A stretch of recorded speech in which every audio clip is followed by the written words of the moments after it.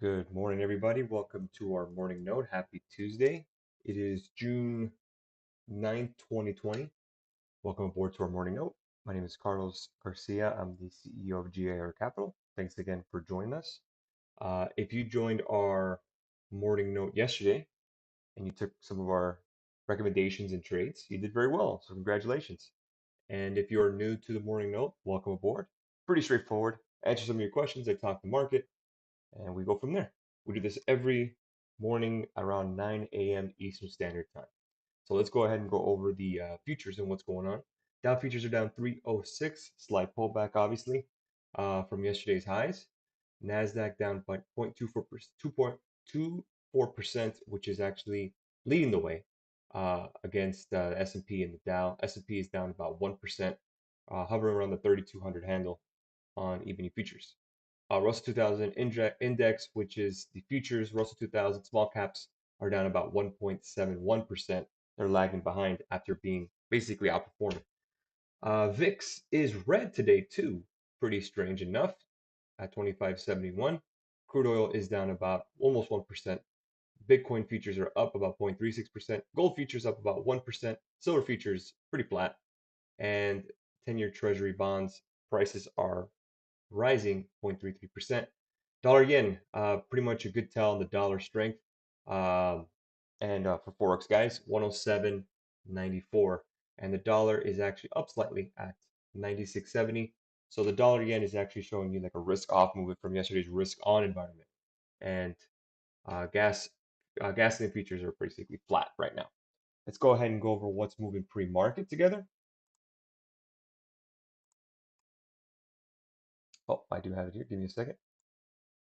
All right, let's go ahead and bring up pre-market. This is on Market Watch. A little delayed from live, but either way, Macy's is up about 7%. It was up 10% after hours yesterday when they locked in some an actual credit facility and some added liquidity for them. So pretty good stuff. And the CEO was on CNBC or is going to be on CNBC.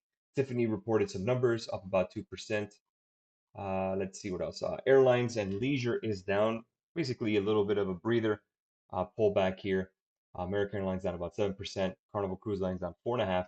United Airlines down 7%.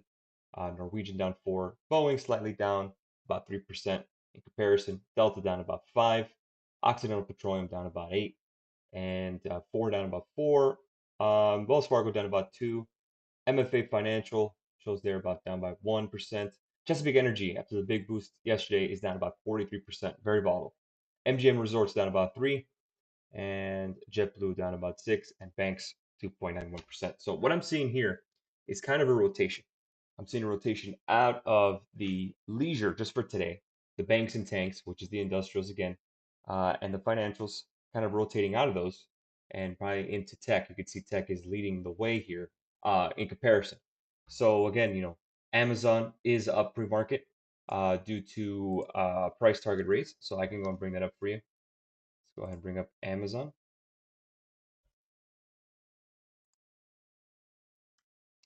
and I'll show you here. Amazon pre-market is up about, oh, it was actually up a lot higher, 0.14%. It was actually up around 25.30 this morning, about another $3 higher. When it comes to that, I think B of A put a price target about 3,025. So again, we own Amazon long term anyways, it's part of our ETF as well. So again, nothing changes here. I would love to buy more if it pulls back, but we need to pull back first. So with that being said, a couple of names we talked about. I have a position in MGM and also a position in Win. And Win, I was looking at here. I'm going to go and bring up some of the charts here. Again, breakout here on the fib line. Actually, breakout here on the 50% retrace level, which is actually very strong. And then just a little bit of a dip pre-market. Let's see if we can hold that 104, 103.50 level for continuation. But there's nothing new. These things happen. I also have a call on Microsoft. I talked about it yesterday on the watch list. Again, breakout above this level here. Again, looks like we're going to target 190. Again, slight pullback. I'm not really worried about it. It's a Tuesday. And let's go ahead and take a look at MGM. Same deal. Same deal with MGM. You could see right here, again, breakout, but then just reverting back down. Let's see if we can hold 22 out of 25 calls holding right now. Yesterday, post-market, we were looking pretty great. Looking at DAL, still slightly above the, or slightly below the 38.2 fib line. 40 fib line is my next target, which is 40.47. I own stock and I own calls on it. So if we go and bring up a daily, you could take a look here and you can see that we're still above the 100-day moving average on the daily close. Very strong to see. 40 is my target on DAL. So that's some of the names I'm looking at. Let's see here. Any questions here? Okay, watching for that breakout of Microsoft. Emmanuel says yes. Sell DAL calls, G's up. No, I'm not selling anything. Absolutely not. I'm a patient man when it comes to my options trades. If anyone remembers last week, we bought some IWM calls. People were saying, oh, I closed out. Oh, my stop loss hit. And if you would have held, you would have been on fire. Guys, you got to give your trades a little room to run. It's not even the market open yet. So give yourselves a little bit of time. We just got into them. So again, when it comes to trading, guys, you got to understand you got to have a plan. You got to be patient. Again, I know when you see red on your screen, you tend to freak out, but again, at the end of the day, this is what it is. Not easy. And if you want to know more about trading and having a plan and doing this full time, take a look at our last podcast, and you can take a look at that. Our podcast, we talk about it. Pretty much not much people on today. I guess everyone's on holiday, I guess. Let's see. Any other questions today? Dividend Appeal says Facebook has a nice coiling look to it, and a daily same with Pep, both ready for a big move. Well, I am definitely bullish on technology, and I'm with you on that. But again, kind of here above the 200 and 100 on Facebook, I tend to get a little, I kind of want to see a little bit of a break of 235.51 before anything. Let's go ahead and place an alert there. But I can see what you're seeing, but I want to see that break of that range here first. I'd rather just confirm before I predict that one. That's just me. Seems Twitter is heading through a breakthrough of 38. Again, another tech company. Yeah, you need to break 36.99 first. If you do, then you can start taking a look at 38. But until you get 37, then I will take a look at the 38s. I'll put an alert with you guys at 37. 37, I'll put an alert, and you're right there. Thanks a lot, Juan, for the question. Again, I'm still long Microsoft here. In regards to investments, Lululemon, I also have that in my portfolio. It's up about, see if I can take a look here. Lululemon. I have it in my portfolio on my phone. Lululemon, we're up about 66% since we bought the stock. I bought the stock at 188.39. It just got a price target raise at 360 from Piper Jeffrey. IWM, Sean Coleman asks. Yeah, IWM is the small caps, and you could see that it's going to fall a little bit. But again, if you're taking a look at IWM, if you're looking at some puts, you need to break that 100-day moving average, which is right around 148.10.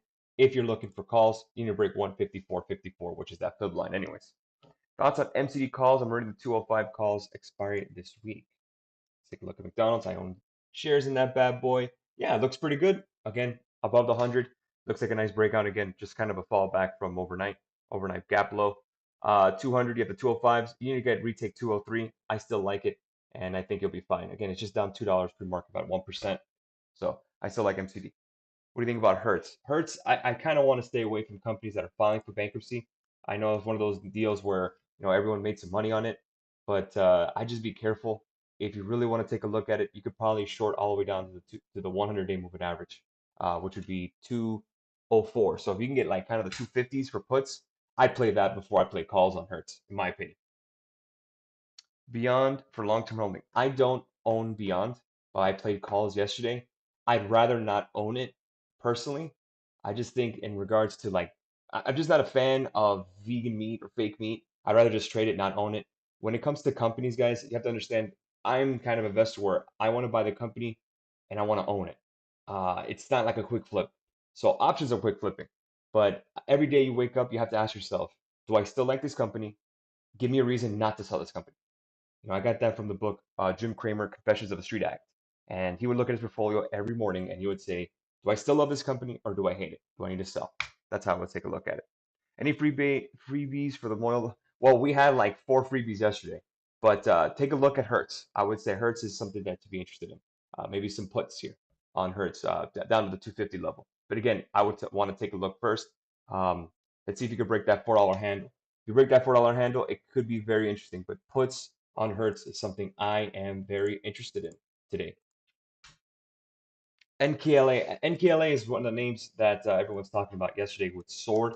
I didn't play that, honestly. I had a friend of mine who did, and I'm just not a huge fan of it. Again, I don't know much about it other than it doesn't make revenue. It's kind of like a competitor for what is it, Tesla. So what you could do if you want to play this thing is go ahead and just place an alert above the highs at 97.42. If it breaks those overnight highs, then you could probably place some calls on it. But other than that, I wouldn't want to own it.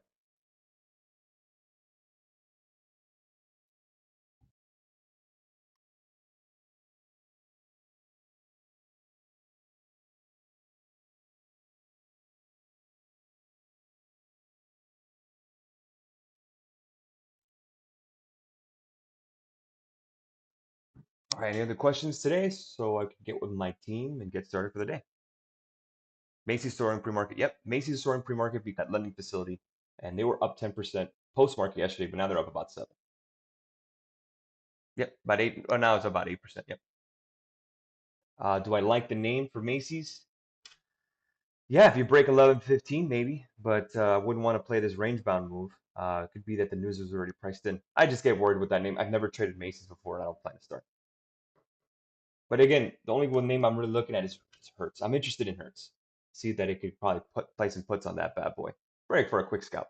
All right, guys, we'll leave it there, and I'll catch you guys tomorrow for a morning note. Thank you so much for joining. Make sure to like and subscribe, and to our YouTube channel. Check out our other videos. We really do appreciate it, and your support as always, and more great things to come. We'll catch you guys tomorrow.